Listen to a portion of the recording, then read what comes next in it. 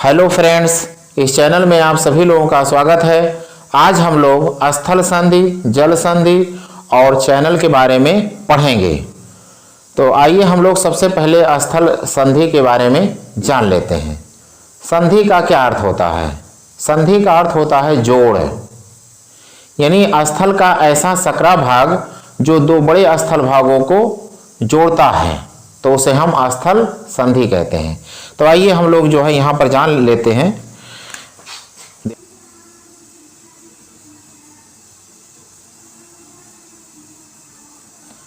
ये कोई स्थलीय भाग है,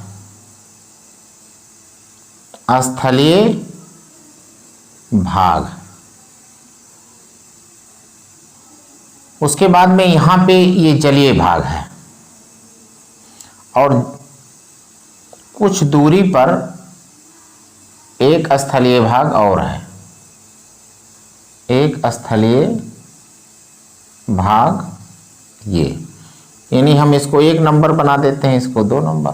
ठीक है, क्योंकि ये तो जल है। अब अगर ये एक पतले से सकरे स्थल भाग से जुड़े हों, ये जो सकरा,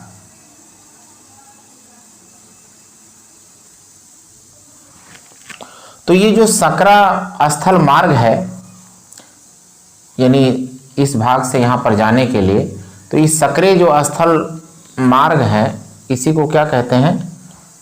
स्थल संधि कहते हैं। क्योंकि दो बड़े स्थल भाग, एक ये और एक ये, इन दोनों को ये कनेक्ट कर रहा है, जोड़ रहा है, तो इसीलिए इसको क्या कहते हैं? स्थल संधि कहते हैं। स्थल संधि का एक दूसरा नाम भी है स्थल डमरू मध्य, स्थल डमरू मध्य।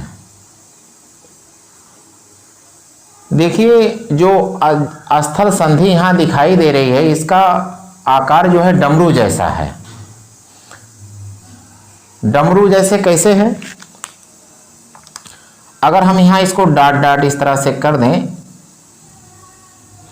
और अब देखिए जरा कि इसका आकार जो है डमरू जैसा नजर आ रहा है, यानी स्थल संधि जो है इसका आकार कैसा है? डमरू जैसा।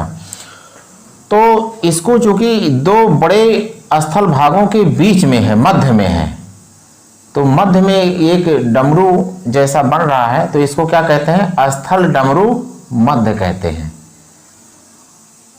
अच्छा, एक तो ये हो गया। और दूसरी बात जान लीजिए कि अगर ये स्थल संधि जो होता है दो बड़े स्थल भाग को जोड़ता है, लेकिन जल भाग को अलग करता है। देखिए, एक जल भाग ये है, एक जलीय भाग ये है और एक जलीय भाग ये है, तो स्थल भाग को तो जोड़ रहा है इन दोनों को, लेकिन ये वाले और ये वाले हिस्से को अलग कर रहा है, जो जलीय भाग है। तो आइए हम लोग देख लेते हैं कि स्थल संधि का उदाहरण कहाँ पर है। देखिए, जैसे आप देखोगे उत्तरी अमेरिका और दक्षिणी अमेरिका। चलिए मान लेते हैं ये क्या है? उत्तरी अमेरिका हम मान लेते हैं इसको। देखिए, एकदम से एग्जैक्ट में जो है हम नहीं बना रहे हैं, बस समझने के लिए केवल बना रहे हैं। ये उत्तरी अमेरिका, और फिर यहाँ जो है बना लीजिए ये दक्षिणी अमेरिका इधर कर दीजिए। ठीक है, ये क्या है? ये दक्षिणी अमेरिका कर दीजिए इसको, ये दक्षिणी अमेरिका। अब देखिए यहाँ पे उत्तरी अमेरिका ये है और ये दक्षिणी अमेरिका। यहाँ जो है पतले स्थल भाग, ये जो पतला सा स्थल है, यानी सकरा सा जो स्थल है, इसका नाम है पनामा।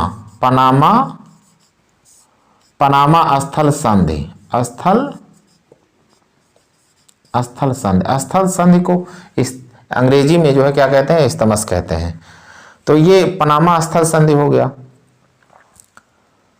अब देखिए, यहाँ पे दो स्थल को कनेक्ट कर रहा है, एक उत्तरी अमेरिका और एक दक्षिणी अमेरिका। ये दोनों स्थलीय भाग हैं, दोनों को कनेक्ट कर रहा है और जल को अलग करेगा। देखिए, इधर जो जल है इसका नाम क्या है?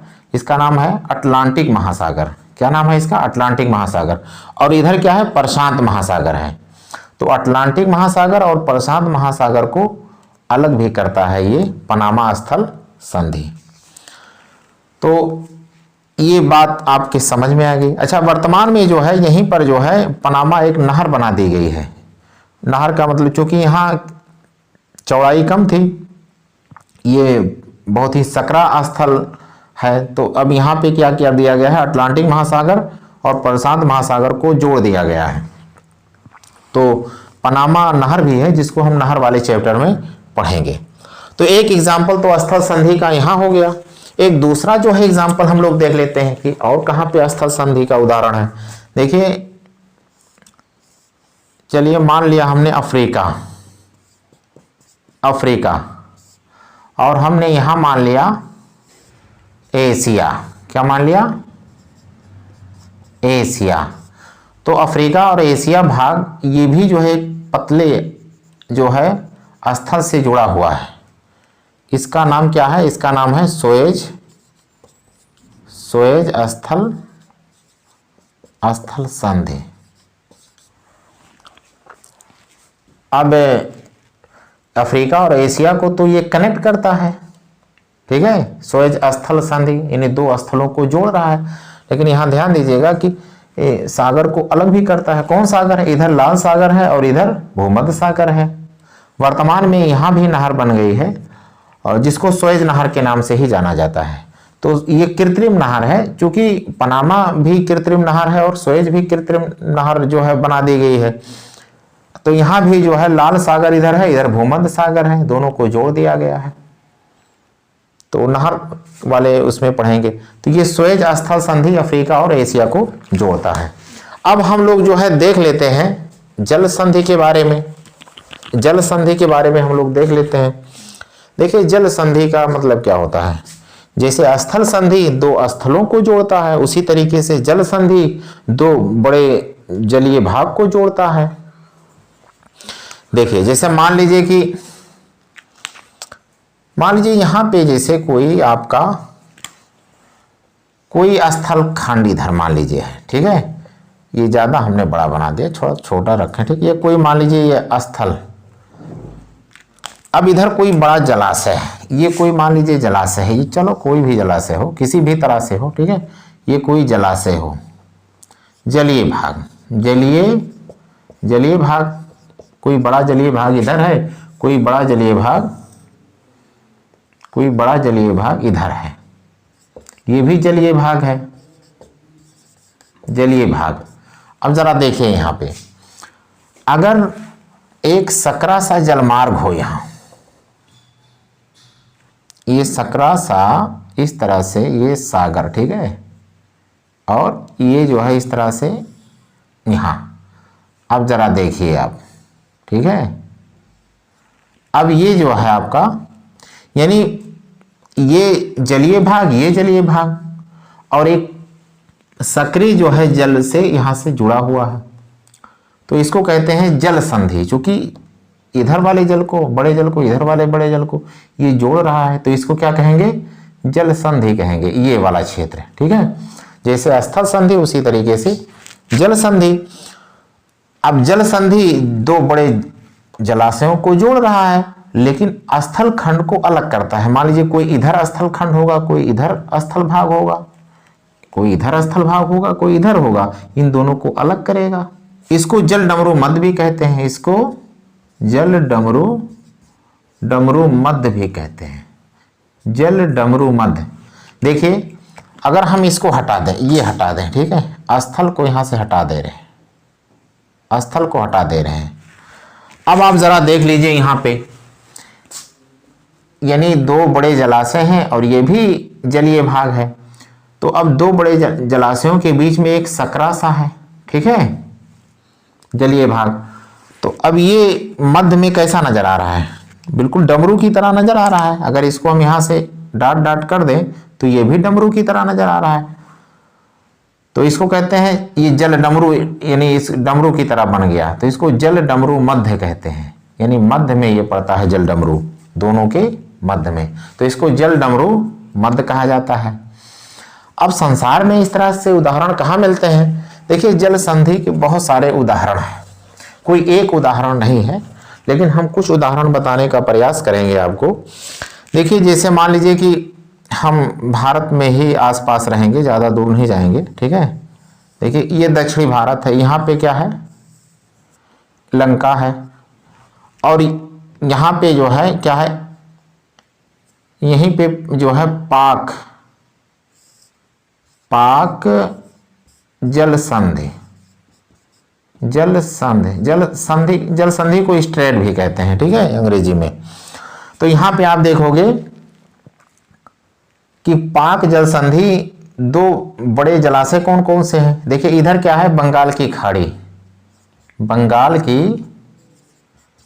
की खाड़ी, ये बंगाल की खाड़ी है, तो बंगाल की खाड़ी है। इधर यहाँ पे पड़ता है पाक की खाड़ी, पाक की खाड़ी। तो एक बंगाल की खाड़ी और ये पाक की खाड़ी यहाँ पे पड़ता है। तो ये दो खाड़ियों को जोड़ता है पाक जल संधि। देखिए पाक जो है एक अंग्रेज का नाम था, उसी अंग्रेज के नाम के आधार पे ये दोनों का नाम पाक की खाड़ी और पाक जल संधि नाम पड़ा है। इसका संबंध पाकिस्तान से नहीं है, ठीक है। तो अब दो बड़े जलाशयों को जोड़ रहा है, एक बंगाल की खाड़ी, एक पाक की खाड़ी, और दूसरी तरह से स्थल खंडों को अलग कर रहा है, जिसे एक भारत को एक लंका को। तो ये सवाल पूछा जाता है कि मतलब कौन सी जल संधि है जो भारत और श्रीलंका को अलग करती है। तो आप बताओगे पाक जल संधि। जल संधि का हम लोग एक उदाहरण और भी देख लेते हैं। ये यूरोप है,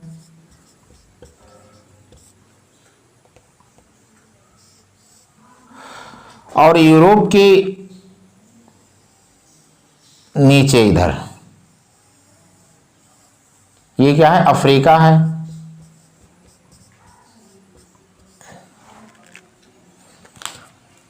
और ये क्या है, भूमध्य सागर,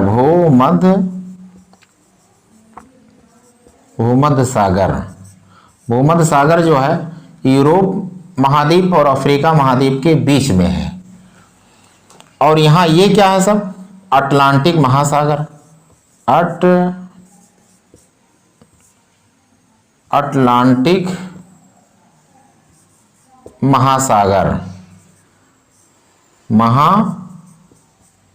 महासागर, ये अटलांटिक महासागर है सब। तो यहाँ पे जो है, यहाँ एक जल संधि है, इसका नाम क्या है, इसका नाम है जिब्राल्टर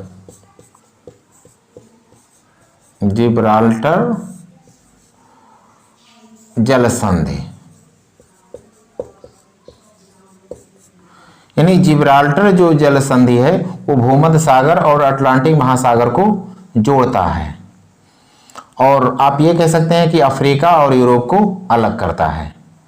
अगर यहाँ देश की बात करें तो यहाँ मोरक्को पड़ेगा अफ्रीका में, यहाँ पास में, और इधर यूरोप की तरफ से स्पेन पड़ेगा। तो इस तरह से भी कह सकते हो कि मोरक्को और स्पेन के बीच में ये जल संधि पड़ता है जिब्राल्टर। तो इस तरह से अनेकों उदाहरण हैं। अब हम लोग जो है चैनल के बारे में देख लेते हैं कि चैनल किसे कहते हैं। तो देखिए चैनल किसे कहते हैं। देखिए अभी हमने पढ़ा कि जैसे ये दो वाटर बॉडी, एक इधर और एक इधर, हमने देखा कि ये जुड़ रहे हैं सब। तो अब इसको क्या कहते थे हम, जल संधि कहते थे। तो जल संधि के विस्तृत रूप को ही चैनल कहते हैं। यानी थोड़ा सा जल संधि का अगर वाइड हो जाता है, ये चौड़ा हो जाता है, ये क्या हो जाता है, चौड़ा हो जाता है, तो इसको क्या कहेंगे, चैनल कहेंगे इसको। यानी जल संधि का विस्तृत रूप ही चैनल कहलाता है। तो आइए हम लोग देख लेते हैं कि चैनल का उदाहरण कहाँ पे है। हम चैनल के तो बहुत सारे उदाहरण हैं, जिसमें कुछ उदाहरणों को हम देख लेते हैं। देखिए हमने अभी यहाँ पढ़ा था ये भारत, ठीक है, क्या है, भारत। अब भारत का पड़ोसी देश यहाँ म्यांमार, तो म्यांमार से नीचे जो है कुछ यहाँ द्वीपों की इस तरह से इसे श्रृंखला चली आई है, ठीक है, द्वीपों की क्या चली आई है, श्रृंखला चली आई है। तो इसको क्या कहा जाता है, अंडमान निकोबार द्वीप समूह, इसको अंडमान निकोबार द्वीप समूह कहते हैं। और यहां जो है कुछ द्वीपों पर कब्जा है म्यांमार का भी। तो म्यांमार का जो सबसे लास्ट यहाँ पे द्वीप है इसका नाम है कोको द्वीप, कोको द्वीप। और शेष जो द्वीप हैं ये सब, ठीक है, ये भारत के कब्जे में है, यानी हमारे देश के कब्जे में है। तो यहाँ पे जो है आप देखोगे कि यहाँ पे एक चैनल है जिसका नाम क्या है, कोको चैनल, कोको चैनल इसका नाम है, शायद इसी द्वीप के नाम पर इसका नाम रखा गया होगा। और ये सब कई द्वीप समूह है, इसको कहा जाता है अंडमान निकोबार द्वीप समूह सम्मिलित रूप से। अगर सबसे लास्ट में आप देखना चाहते हैं कि कौन सा द्वीप है अंडमान निकोबार का सबसे उत्तरी द्वीप, तो इसका नाम है लैंडफॉल द्वीप। क्या नाम है इसका, लैंडफॉल द्वीप, ये लैंडफॉल द्वीप है। तो इस तरह से इसमें क्वेश्चन बन सकता है कि म्यांमार और भारत के बीच में कौन सा चैनल है, तो बताओगे कोको चैनल। या इस तरह से भी पूछ सकता है कि म्यांमार और अंडमान निकोबार द्वीप समूह के बीच कौन सा चैनल है, तो आप कहोगे कोको चैनल। या और अगर डीप में पूछता है तो कह देगा कि म्यांमार और लैंडफॉल द्वीप के बीच में कौन सा चैनल है, तो बताओगे कोको चैनल। तो कई तरह से पूछा जा सकता है, ठीक है, लेकिन मोटे तौर पे आप ये कह सकते हैं कि भारत और म्यांमार को ये चैनल अलग करता है। अच्छा, और अगर यहाँ पे हम नीचे चले आए थोड़ा सा, यानी सबसे लास्ट में, इसका जो सबसे लास्ट द्वीप है अंडमान निकोबार का, इसका नाम है ग्रेट निकोबार। क्या नाम है, ग्रेट निकोबार, जो सबसे दक्षिणी वाला है। यहीं पर जो है भारत का जो सबसे दक्षिणतम बिंदु है इंदिरा पॉइंट, यहीं पे स्थित है। वो एक गांव है, ठीक है, छोटा मोटा, तो वहाँ ग्रेट निकोबार द्वीप पे ही है। ये लगभग 572 द्वीप इसमें आ जाते हैं अंडमान निकोबार द्वीप समूह में। तो फिर यहाँ देख लीजिए, इसके बाद में एक देश शुरू हो जाता है, इसका नाम है इंडोनेशिया। इंडोनेशिया जो है द्वीपों का एक देश है, बहुत सारे द्वीप इसमें आ जाते हैं। तो यहीं पर जो है आप देखोगे ये किस चैनल से अलग होता है, इसका नाम है ग्रेट चैनल। ये क्या है, ग्रेट चैनल। यानी अगर क्वेश्चन पूछता है कि इंडोनेशिया और भारत के बीच में कौन सा चैनल है, तो आप बताओगे ग्रेट चैनल। ये बर्मा था और ये, यानी ये म्यांमार था और ये इंडोनेशिया। या यूं पूछ सकता है कि इंडोनेशिया और अंडमान निकोबार द्वीप समूह के बीच में कौन सा चैनल है, तो ग्रेट चैनल बताओगे। या इस तरह से भी पूछ सकता है कि इंडोनेशिया और ग्रेट निकोबार के बीच कौन सा चैनल है, तब भी ग्रेट चैनल बताओगे। तो इस तरह से मोटे तौर पे आप ये जानिए कि ये म्यांमार के साथ में और ये इंडोनेशिया के साथ में अलग करता है चैनल। और फिर आप और भी चैनल हैं जैसे हमारे इंडिया के आसपास देख लीजिए आप, जैसे यहाँ पे क्या है, ये लक्षद्वीप है। लक्षद्वीप छोटे छोटे तमाम द्वीप हैं यहाँ पे, ठीक है। तो अब लक्षद्वीप और यहाँ इससे नीचे जो है एक, ये भी द्वीपों का एक देश है, इसका नाम क्या है, मालदीव। ये मालदीव है। और ये क्या है, लक्षद्वीप जो है ये क्या है, एक केंद्र शासित प्रदेश है जो भारत का हिस्सा है। तो अब लक्षद्वीप और मालदीव के बीच में क्या है, यहाँ पे एक जो है 8 डिग्री चैनल है। 8 डिग्री चैनल। अब यहां भी सवाल बन सकता है कि भारत और मालदीव के बीच में कौन सा चैनल है, तो आप बताओगे 8 डिग्री चैनल। या अगर वो और डीप जाकर के पूछता है कि मालदीव और लक्षद्वीप के बीच में कौन सा चैनल है, तब आप बताओगे 8 डिग्री चैनल। या और ज्यादा अगर डीप में जाता है, पूछता है, तो लक्षद्वीप को थोड़ा हम और अगर विस्तृत रूप से यहां बना दें, ठीक है। तो देखिए लक्षद्वीप जो है, यहाँ पे लक्षद्वीप का पुराना जो नाम था वो क्या था, लक्काद्वीप, मिनिकॉय, अमीनद्वीप जो है। तो इसमें इस तरह से है, यहाँ पे द्वीप है जिसका नाम है मिनिकॉय। मिनिकॉय जो है लक्षद्वीप का ही हिस्सा है, ठीक है। उसके अलावा फिर और भी छोटे छोटे यहाँ द्वीप हैं, ठीक है। इनका नाम है, इन द्वीप का समूह है, इनको कहते हैं लक्का द्वीप। क्या कहते हैं? लक्का द्वीप। फिर और उसके ऊपर जो है द्वीपों का समूह है, ठीक है, इसको कहते हैं अमीन द्वीप। यानी अमीन द्वीप सबसे ऊपर, फिर लक्का द्वीप, फिर मिनिकॉय। अब इन तीनों को मिला करके लक्षद्वीप कहा जाता है। पहले इसका नाम क्या था? लक्का द्वीप, मिनिकॉय, अमीन द्वीप समूह। तो ये जो है नाम था इसका पहले, अब नाम बदल करके सिर्फ इसका नाम लक्षद्वीप हो गया है। हाँ, तो यहाँ पे एक चीज और ध्यान दे दीजिए आप कि अगर इस तरह से पूछता है कि मालदीव और मिनिकॉय के बीच में कौन सा चैनल है, तब आप 8 डिग्री चैनल बताओगे। या एक चैनल जो है लक्षद्वीप के अंदर पड़ता है, ठीक, यहाँ पे ये क्या है? 9 डिग्री चैनल, 9 डिग्री चैनल। ये मिनिकॉय और लक्का द्वीप के बीच में है, यानी लक्षद्वीप के अंदर के। ये पूरा क्या है? ये सब लक्षद्वीप ही है, ये इतना सब। तो अब अगर आपसे पूछता है कि मिनिकॉय और लक्का द्वीप, ये लक्का द्वीप, लक्षद्वीप नहीं, लक्का द्वीप इसका नाम है, ठीक है। लक्षद्वीप तो पूरे को कहते हैं।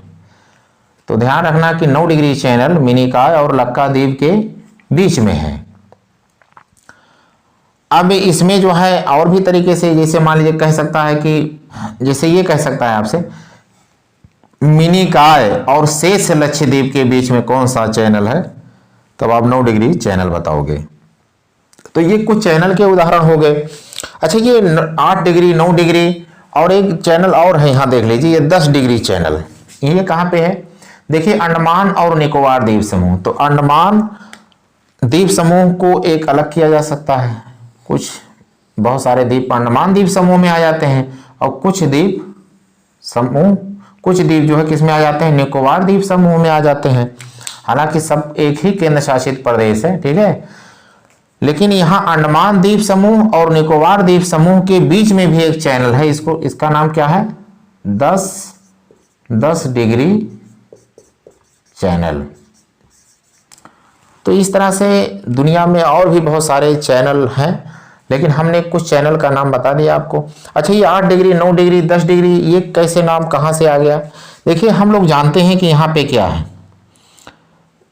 भूमध्य रेखा जो है भारत के दक्षिण साइड से, यानी लंका से भी और दक्षिण में से गुजरती है यहाँ से।